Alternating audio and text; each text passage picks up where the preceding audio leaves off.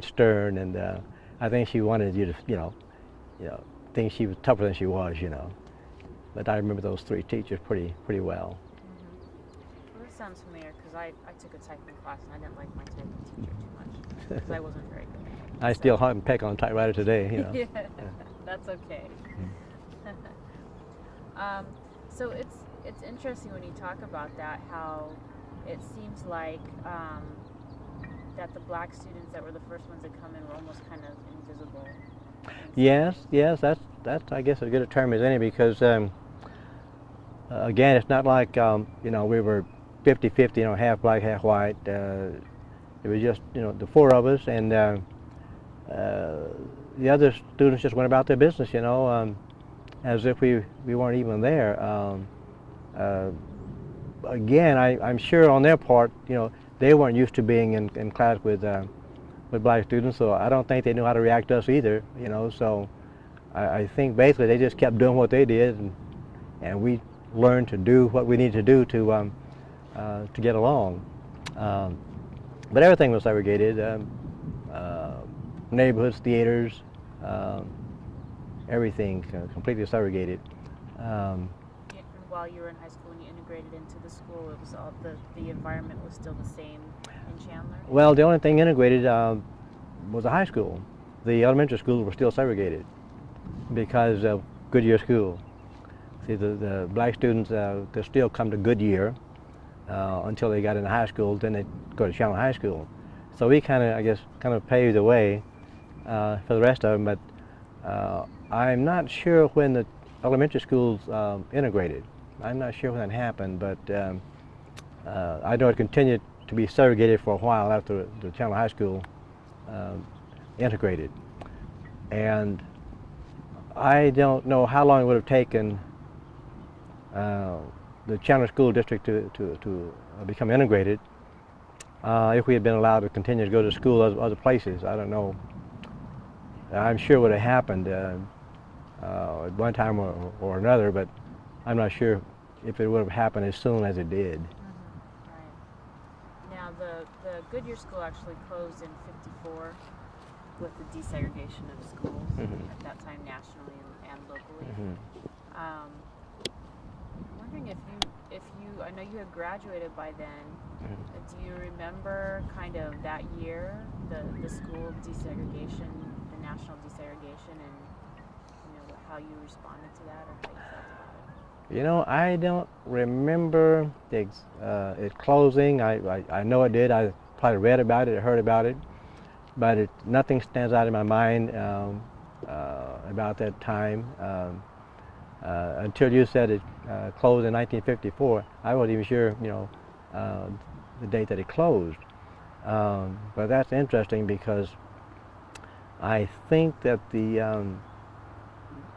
high school, the Carver High School in Phoenix, I think in the mid or late 50s, it was also closed.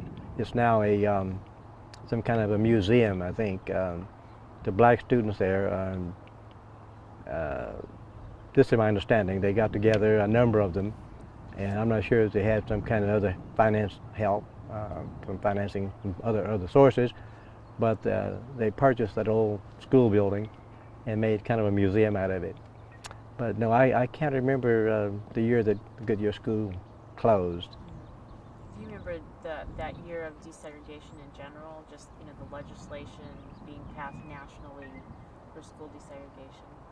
Yes, I remember that, and it was quite a process to get all that legislation done. But I across the country, I'm not sure how smoothly it went, but I think in the Chandler area it went pretty smooth. And the country was so divided. It was kind of, I guess, on a kind of a regional basis would determine, to what extent segregation existed. Places like, I guess, Cleveland, Ohio, I guess Chicago, and other places. I've heard stories where You know, I've had quite a people tell me that they went to integrated schools. You know, back in those areas. Of course, the Deep South was, you know, all 100%, I guess, segregated. But I guess it depended upon what section of the country or what region you lived in, would determine, you know, how severe the segregation was. Whether it was just schools you couldn't go to, or whether you couldn't live in certain neighborhoods. Because I enjoyed growing up so much. You know, I didn't really pay a lot of attention to what was going on across country, and you know, I knew it was segregated, but you know, we were here, and they were there, and I didn't really spend a lot of time, you know, agonizing over, you know, how bad it was in Georgia or Mississippi. I just enjoyed growing up. I do know that when we take a trip into Texas and Oklahoma, my mom used to be so nervous because we'd drive, my brother and I would be doing the driving, and we pull into a service station to get gas on the trip, and I suppose in that part of the country, you know, supposed to say, you know, would you fill it up, please, sir, or something like that. We didn't know. We just said fill it up, you know, and we'd get out of the car and, you know, wander around, and you know, and I guess the people knew that we were not from that area, you know, so they just fill it up. No one said anything to us, you know, but you know, she'd be just on pins and needles because she thought we'd say something or do something, you know, that get us in trouble in that part of the country, but we didn't. You know, we just behaved, you know, what we thought was normal. Although Arizona was segregated, it was different than the Deep South because here, if you needed to, or if you wanted to, you could fight back. You know, there wasn't any of that really, but you could. But down there, you couldn't. You know, you couldn't defend yourself. You couldn't fight back against anything. So that was different than down in the Deep South. And so there were degrees, I guess, of segregation. But when the schools were desegregated, I didn't really, you know, hone in on that, I guess, too much. Okay. Now, think back when you were going to the Goodyear School, and maybe describe for us what you remember about the town of Goodyear, what it looked like. Well, it was predominantly farm area, farmland. And about the only thing I remember, other than the houses provided by the farmers for their workers out on the farms, in this area here, other than the Basha market, I remember the Felix family staying on the east side of Alma School Road here, and that was, to me, that was basically the town of Goodyear. The farms and the Felix family there, and there were other people there too, I guess. And then just south of where the Felix family lived, there were other buildings that people stayed in, I guess farm workers. But the whole area was just agricultural, you know, and so that's what I remember most about the town of Goodyear, just a huge farming area. And just as far as the eye could see, you know, and as far as you wanted to go, it was just farmland and a lot of cotton. I mean, cotton all over the place. And I know the farmers grew other crops too, you know, but I mean, they really grew cotton, you know. It must have been a real money crop for them because cotton was very popular, but not with me. Maybe you can tell us a little bit about that, you know, what it was like. If you can describe a day of picking cotton? Yeah, what that was like. Especially as a younger person. It was no fun at all. It was to me just a lot of drudgery, you know. I hated to get up and go to the fields, but my mom would wake us up. This was you know, during holidays. Every holiday we picked cotton during the fall, the cotton picking season.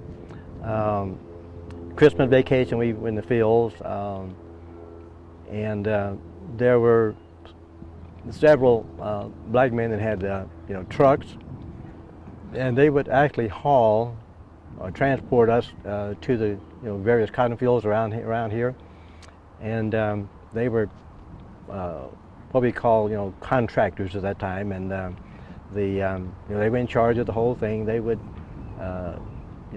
recruit, round up the cotton pickers and for the farmer, and so the farmer didn't have to transport them himself. But I remember getting up early in the morning, and it's cold, and those old trucks, sometimes they just had a canvas, over some racks to keep out the cold wind. And then we head for the cotton fields, and a day in the fields, I thought was just awful. There were different lengths or different sizes of cotton sacks. If you were an adult, you would have maybe a 10 or 12 foot or 14 foot long sack, and they had smaller sacks for children. But the thing that I didn't like anything about cotton picking, but you pick the cotton, pull it out of the open bowls, and put it in your sack. And once you got your sack full, you keep packing it down until you got it full. Then you had to carry it on your shoulder up to the end of the cotton rows. The farmers had roads, at the end of the cotton field, so they could get the cotton trailers in and out. And you carried on your shoulder, and had an old-fashioned scale, and then you'd hang it on the scale. You have a rope hanging off the scale, and it was really an art to this. You would just bounce off your shoulder, and hold it in your arms, and you'd reach under and you'd take the rope and you wrap it around your sack and hang it onto a hook on the scales, and then take the strap off of your cotton sack and hang it on the scales, and the whole thing would hang out suspended, like a leg of lamb or something, or a butchered steer, just hanging there, and they'd weigh it. And the only good thing about cotton picking was they paid you right then. You weighed your sack, and if it was $2 worth, they'd give you the $2, because my mother got that. But it was I thought it was an awful way to make a living, and I remember when I was about 12, I got, I think, too much in my sack, and I had the worst time getting that thing to the scales. I couldn't pick it up, just directly, so I would get on my knees, and I would reach back and get the end of these sacks were open, so you roll it together and tie a string around it, tie it up, and I would reach and get the end of it and lay it over my shoulder, and then I would attempt to stand up with it. And sometimes I could make it, sometimes I couldn't, depending on how much I had in the sack. Then I would start stumbling down through the cotton roll, trying to get to the end, to the scales. And sometimes you get tangled up in the cotton stalk, and you fall, and you have to do the whole thing all over again. I mean, I didn't enjoy picking cotton at all. But that's a typical day for me in the cotton fields, struggling, trying to get the sack on my back, and then walk through those tall cotton stalks up to the scales to get it weighed. Then, once you got the thing weighed, you had to somehow get it off the scale back on your shoulder and walk up a ladder and get over into the trailer and shake it out. You had to empty your sack of cotton into the trailer and go back and do the whole process all over again. That was no fun at all. And I remember we go on an overcast day like this, or more clouds than this, and threatening rain. Oh, I'd just be praying, just hoping it rained, because you couldn't work in the rain. And but if I had to pick cotton,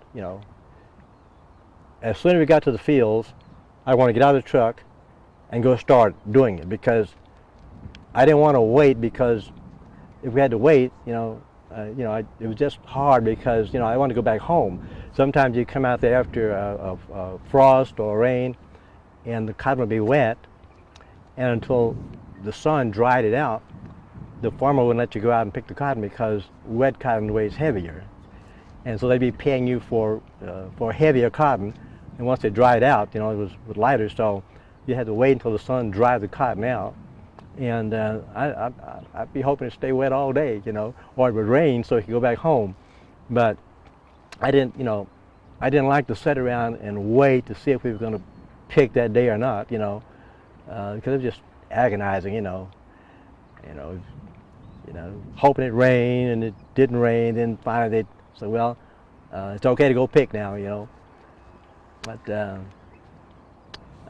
I just didn't enjoy picking cotton at all. When they invented the cotton picking machines, I mean, I had no problem with that, none at all.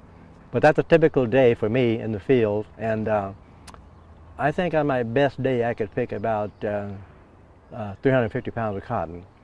That was pretty good, I thought. I had a brother who could pick between 400 and 500 pounds, but I picked cotton, I actually picked it out of the bowls, open bowls. I picked it out and put it in the sack. It was cotton. My brother put anything that come off the stalk, the bowl come off and the stems. He'd put the whole thing in his sack. Well, that wasn't the way you're supposed to pick cotton. You're supposed to pick it clean. But I could get about 350 pounds a day on a good day, but I didn't enjoy it. How much would you make? Well, it depended on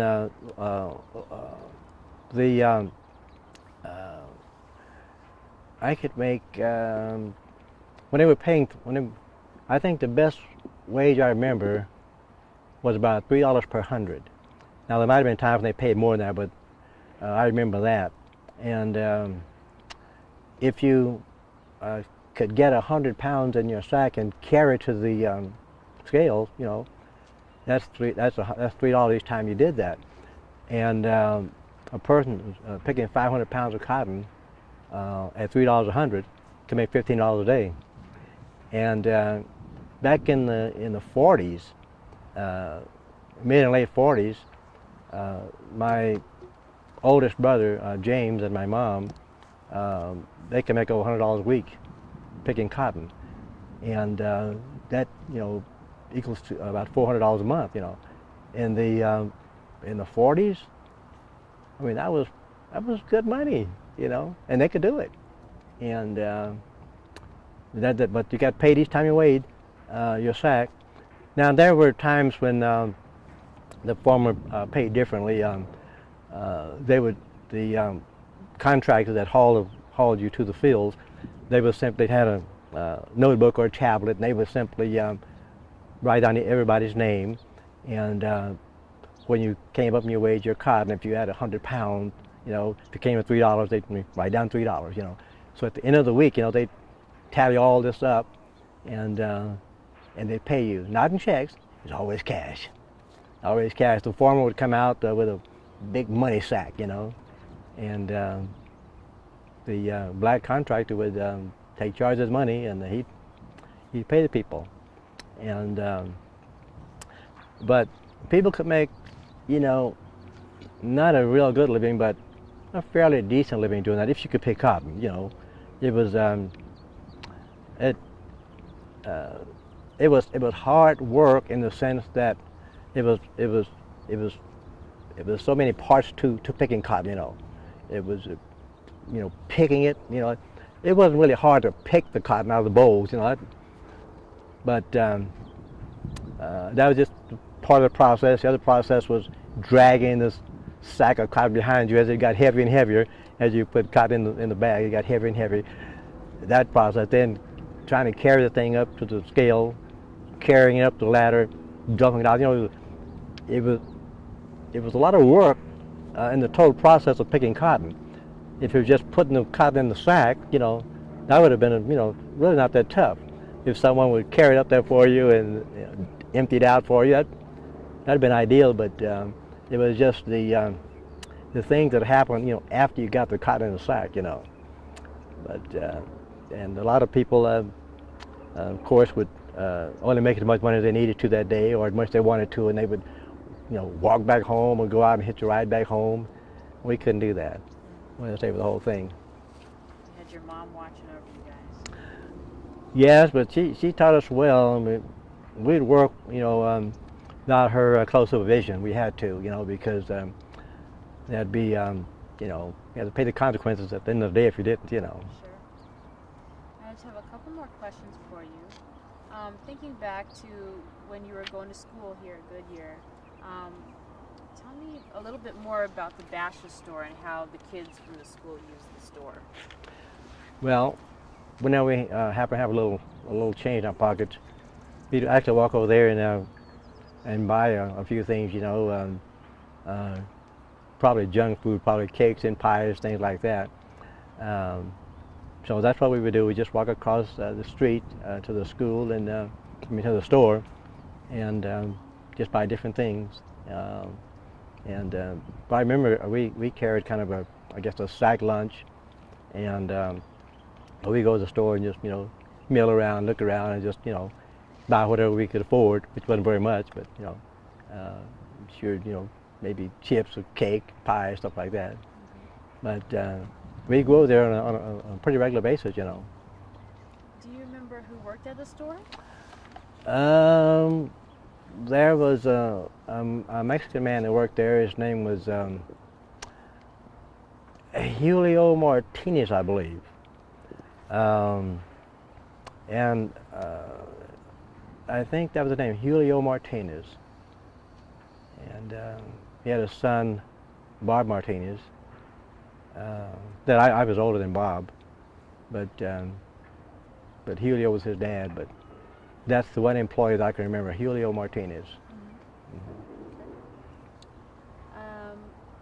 My last question for you, Mr. Arbuckle. Why should we remember the history of Goodyear? Well, because it was, I think, such an important part of the Chandler story, the Chandler community, and I think the history is well worth preserving because it tells about a time in our city's community that was so totally different than today. It tells us, where we were, the kind of community that we were at that time, and what we have changed into in the 21st century. It'll never happen again, so it needs to be preserved. It was just, it was, I won't say unique, but I think generations to come needs to know, what Chandler used to be and the school district used to be and what it is now, to get some sense of where we came from and what's been accomplished, the progress that's been made, and how much better things are today, even though there's still improvements to be made. I mean, things have just almost come full circle. So Goodyear School is important because it did furnish a place of education for not only the black students but the white students that were here before we came. And I think that your schools, especially your juniors, your elementary schools, high schools, college also, but I think your elementary schools, your early childhood schooling, that becomes part of your personal history also. And I remember finally the school. This part you can cut out. But I remember my first days of school at Booker T. Washington in Mesa. So your schooling becomes just just part of your history, and it's one of the most important segments, I think, of a person's history is their schooling. And so again, since Goodyear did serve as I think a special place for not special times but different times, I think it needs to be remembered and the history of it preserved. For instance, now, if you would ask the high school students in Chandler, whether it's Chandler High School or whether it's Hamilton, who were the 4 black students that integrated Chandler High School, they haven't got a clue. I've even asked them administrators, just call down on the phone. They don't know. I guess it's somewhere in the archives or somewhere, but there's no ready or immediate record that they can put their hands on to tell someone that someone would call. They either have to remember a newspaper story or have searched the archives to know. And I'm 74, and Robert Turner he passed away some years ago. His sister lives in Brooklyn, New York. My sister lives in Chandler. So there's 3 of the first 4 still living. But unless the history is preserved, they'll just be gone forever. And I think, not because I did anything special myself, but I just happened to be in that time period when the schools were integrated. It could have been anybody, but I happened to be one of the 4 that was on the scene at the time. And and it's not important that people so much remember me, because I'm not unique. It's just that it is history, and history only they say history repeats itself, but that kind of history probably never will repeat itself again, so I think it needs to be preserved. It's very interesting when you talked about how the history of Goodyear is something that happened at one point and now it's totally different. Mm-hmm. And I think you can say that for not only the school itself, but also kind of what the town of Goodyear represents, which is that agricultural history. Mm-hmm. So I think that your analysis works really on 2 different levels, talking about just generally how agriculture is disappearing in Chandler, but also the whole issue of segregation and that, and how things are different now in the 21st century. Yes. So I thought that was really neat what you said. Well, the whole neighborhood's changed. It's all of the developments around here, the housing development, businesses, the Hamilton High School, that was all agricultural land. There's really not much around here that's the same, except I guess the Felix Homestead is still down there. I suppose it's still in the family, but that was there then. They're still there. The Bash's Market, but they've had a lot of other buildings put up over there. Eddie Basher has his museum over there, and but other than that, it's pretty much the same in this little area here.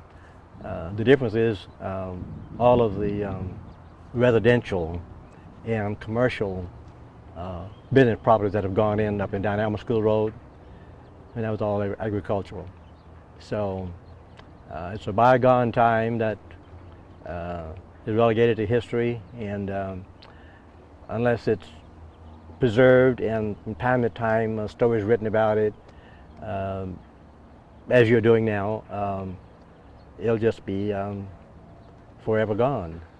And so I think the Chandler Historical Museum is doing some important work, some necessary work that's going to be a real benefit for future generations. My grandchildren will be able to see that that Grandpa was one of the original 4 that went to the high school in Chandler, and I don't mention very often to people when I do. They're really surprised, that I was, in on that. And